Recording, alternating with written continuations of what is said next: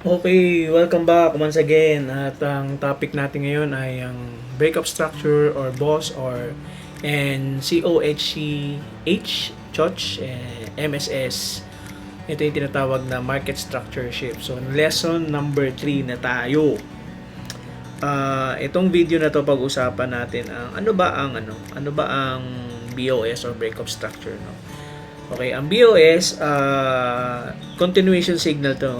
Ibig sabihin, may existing trend na na-break ng price, ang important swing. Tsaka, swing high o swing low na align sa current trend. So, bullish example, higher high, higher low. Higher high. Bumuo ng bagong higher high na break ang previous swing high. Ito yung tinatawag na bullish breakup structure. Sa bearish breakup structure, ganun lang din naman, no? So, merong nabuong lower low, lower high, lower low. Bumuo ng bagong lower low na break ang previous swing low, kaya nagkaroon ng bearish breakup structure. Okay, napakasimpleng rule lang, no? BOS nagpapatuloy ng ang existing trend. So, ganito ang BOS, guys, no? Okay, ang BOS parang itutuloy niya lang yung yung trend, ano? Example, ito halimbawa. So, meron tinatawag na minor tsaka major breakup structure, no? So, yung makikita nyo mga major breakup structure, yun yung mahaba, no? Ito example, no? Mula rito hanggang dito, ito major breakup structure to. So, ang mga minor, ito yung mga inner, no?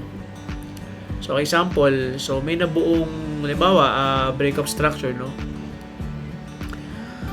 Sabi dito, bumuo ng bagong lower low, no? Ito yung tinatawag na bearish breakup structure. So, bumuo ng bagong lower low. So, yun, no?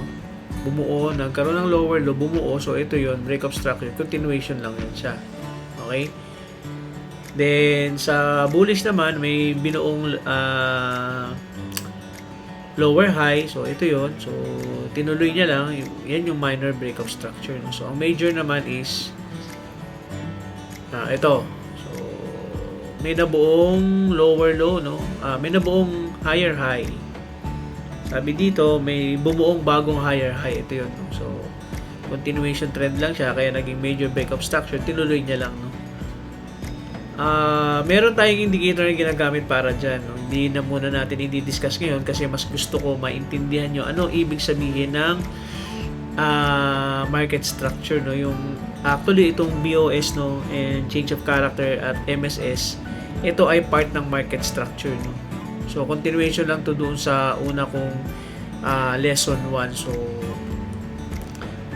part ito tong breakup structure, change of character, no, MSS. Actually yung MSS hindi niyo nakikita dito, no. It's the same with change of character, no? Market structure shift yan kasi. So pareho lang sila, no. Ang iba lang is yung breakup structure, kasi breakup structure continuation. So ang change of character is magpapalitan ng character, no. So balik tayo dito. So ayan, no, ibig sabihin change of character precise breaks the previous structure in the opposite direction. So pareho lang sila actually ng MSS, no. Walang pinagkaiba sila, na almost the same lang yan sila. Okay, so ano ba ang change of character? Change of character or choice ay possible reversal o change in direction. Ito naman ang unang warning na maaring nagbabago ang current trend. Halimbawa, bearish market, merong lower high, lower low, lower high. Tapos instead gumawa ng bagong lower low, binrake ni price ang previous lower high. So, bearish structure weekend. So, possible bullish change of character. Hindi ibig sabihin na automatic buy na, no? Warning pa lang siya na nagbabago na yung character ng market. Pinakamadaling tandaan. Okay?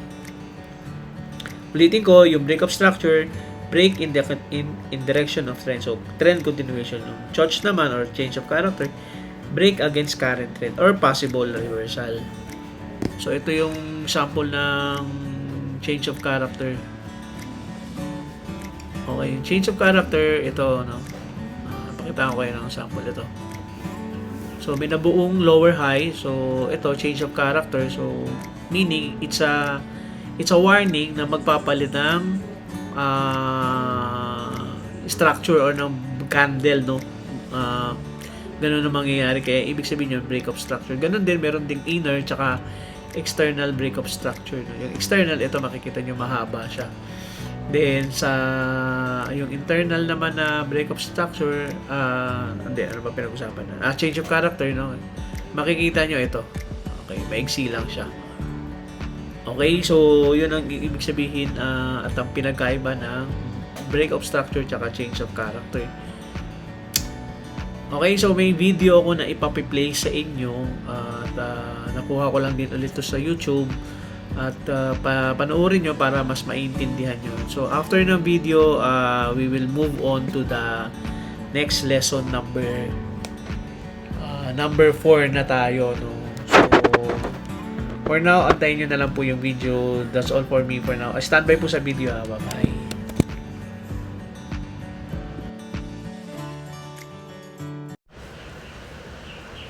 BOS and CHOCH. You might have heard these terms thrown around, among others, and seen it used in their trading. But how exactly can we use it in our trading? In this simplified guide, we will teach you all about the break of structure and change of character. The first thing to understand is what a break of structure actually is. Whenever we have a trending market, it will consistently make series of higher highs and higher lows, or series of lower lows and lower highs. A break of structure is simply whenever price makes a new structure that aligns with the current trend. For example, right here we can see that price has broken past this swing high and it's created a new higher high. This is considered a break of structure because the market has broken to a new high. Now look at this swing right here. Price has broken past the swing high and made a new higher high. So once again, that's a break of structure. However, as time passes, we can see that the market has broken past this swing low for the first time. But this is not a break of structure. Instead, we have our first change of character. Because price has shifted from a bullish character to a bearish character, basically, it implies a change in trend, and it is the first sign of potential reversal. Now, from this point, it can sometimes still continue on, making higher highs, because they can be confused with liquidity grabs. That's why usually, when you have a change of character, you want to wait for another break of structure for confirmation, and we'll get that break of structure once price breaks to a new high or low after the change of character. So let's see what this looks like in real trading.